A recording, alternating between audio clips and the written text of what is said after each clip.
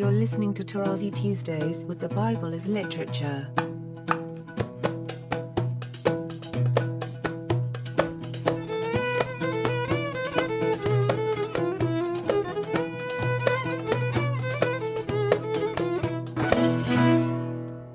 Hi, this is Father Mark Boulos, and you are listening to Tarazi Tuesdays with the Bible as Literature podcast. This week, Father Paul explains the interconnection between the Hebrew term qahal and the Greek Ecclesia from the verb kaleo, to call out, not to be confused with ʿedah, which corresponds to the Greek synagōgē.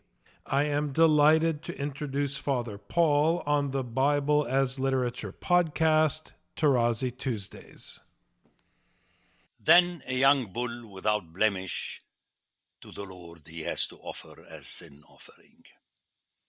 And then he tells you what to do with it and bring it as an offering. So please read quickly. You don't have to linger. Just read, see what happens, how the offering is made. Another word which is interesting, it's in verse 9 where we have reference to the kidneys. Kaleo.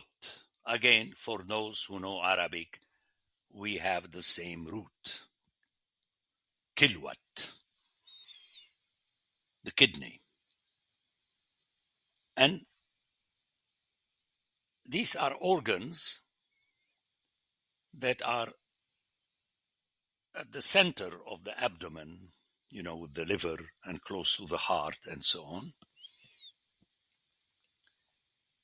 And they were considered important. The people until now in the Middle East, you eat the kidneys and so on, the way here we eat the liver, and also in the Middle East and so on. So it's part of those organs that are of value. And they have not only protein, but also fat. They are fatty. And the two kidneys with the fat. And kidneys in the book of Psalms, where you hear it in English given as loins, it parallels the heart. Okay, I'm sure you know that. I feel it in my loins, I pray you out of my loins, and so on. So here again, it's not enough for you to, I got it now. He's talking about the kidneys. No. You have to try to remember the instances in the Bible where this word is used and how. And only then you realize that the reference is in your most internal organs. And that's why functionally the kidneys parallel the heart in the prayer and so on, the loins. And so. Okay, let's get used to that. And the two kidneys with the fat that is on them at the loins.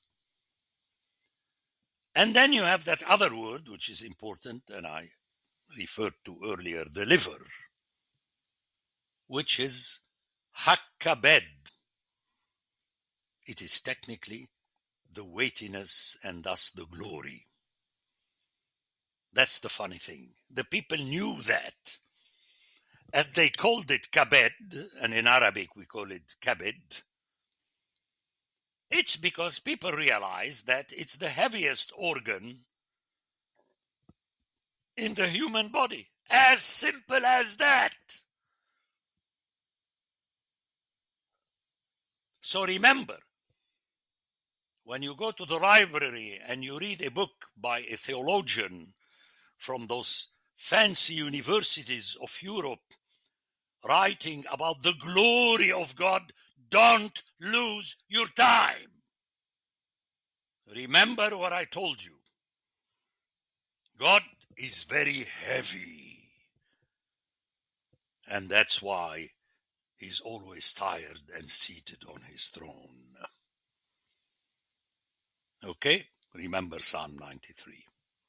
That's how you explain to the children. Trust me, just invite me to your Sunday school and the children will go out telling their mothers, wow, that was sweet, as the native people say. Fantastic. fantastic, Father Paul. Yes, because I'm explaining to them. And the appendage of the liver, hakabed, which he shall take away with the kidneys. You see the internal organs. But the skin of the bull and all his flesh and his head and so on, he shall carry forth outside the camp to a clean place and so on. In other words, you offer a worthy offering to God. That is the meaning. Now, in verse 13, we move to the congregation of Israel. So the priests are different because they are anointed. They lead, they speak in the name of the congregation. If the whole congregation of Israel, and here we have another word which is interesting, ʿedah Yisrael. And ʿedah is from ʿedah, the original, which is Aleph. Don't worry about that. It's the sound. Now let me explain to you, we have these two words in Hebrew. Qahal, that is translated as Ecclesia and thus church. And then you have the ʿedah, which is the congregation. Now practically, they function in the same way. qahal Yisrael and ʿedah Yisrael, it's the same entity. But one more time, the connotation is different. And the translators, which according to me are the original author, into Greek, maintained that differentiation. They translated most of the times, that's very interesting, which shows you that they knew that these two words are interconnected practically. Most of the times, by far, qahal is translated as Ecclesia.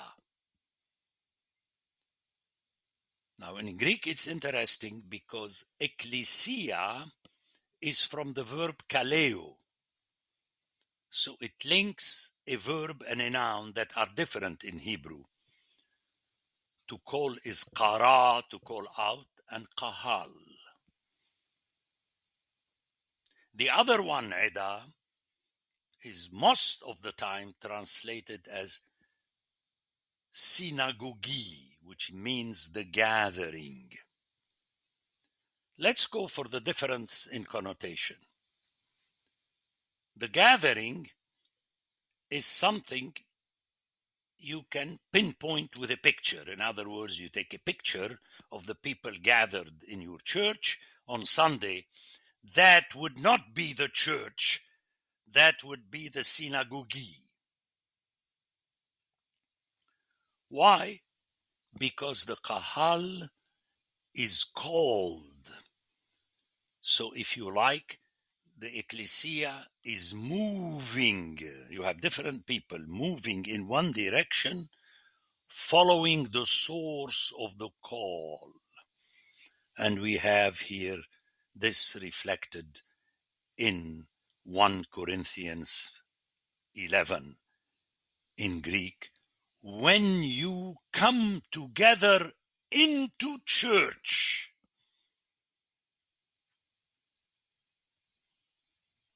check on it. If you don't have that translation, dump it. Just learn the Greek. When you're coming as a church into becoming the church. So let me go further here, because that is an essential matter in Scripture. Notice how in the Greek, ecclesia is linked to kaleo. In other words, it is those who are called to come together. And in 1 Corinthians at the beginning, you see how Paul refers to the Corinthians as saints, and as he adds, called to be saints. So it's not I am a saint. It's always this movement.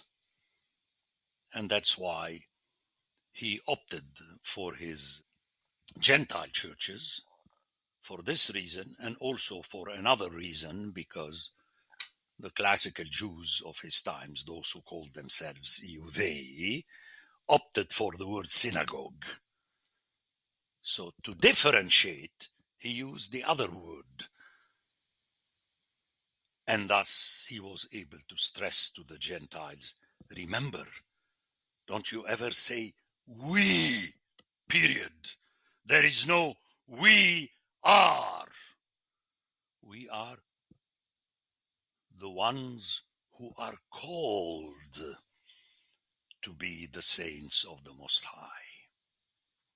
Powerful teaching. Okay, so discussing words is allowing me to broaden a little bit the issue and make you understand the importance of the functionality of these words. Ahead. So that would be the difference between qahal and ʿedah, meaning you cannot be a ʿedah unless you are a qahal.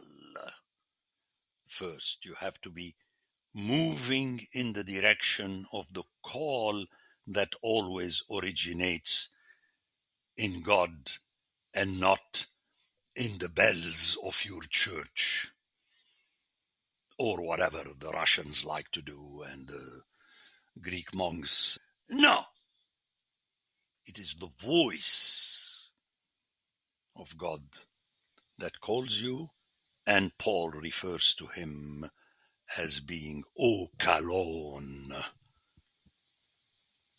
in Galatians, the caller. That is what God is. Okay, let's move to verse 14. When the sin which they have committed, which is the congregation, becomes known. So the whole issue is to deal with a misstep that is functioning as misstep. People can point to it. And then you do what's supposed to be done.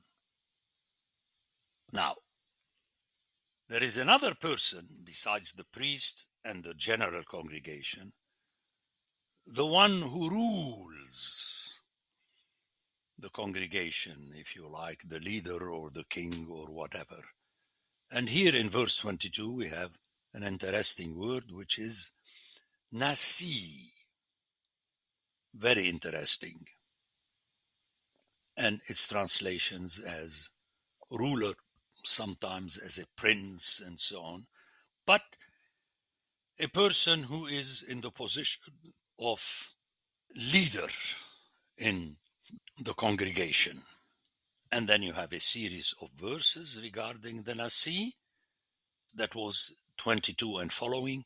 And then in 27, you have if any one of the common people, and let's hear it in Hebrew, nefesh ehat, one soul, one nefesh, one person, and thus one commoner, especially because you heard earlier a specific reference to the nasi as ruler.